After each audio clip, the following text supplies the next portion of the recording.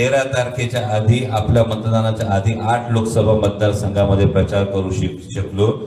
मी त्या साहेबांना ते सांगितलं, म्हटलं साहेब फार सोपी गोष्ट आहे, ज्याचा बाले किल्ला मजबूत त्याचा गड मजबूत, आणि ज्याचा गड मजबूत त्याला मुलुकगिरीला जाता येते, आणि हा बाले किल्ला तुम्ही सगळ्या मंडळींनी सांभाळला, म्हणून तुमच्या प्रती मी कृतज्ञता व्यक्त करतो।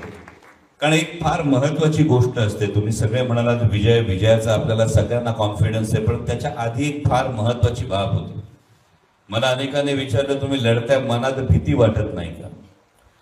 आणि मी एकच गोष्ट सांगितली की जेव्हा लढायला सुरुवात होते ना, तेव्हा तुमचा हेतू किती शुद्ध आहे हे तुम्हाला बघावं लागतं।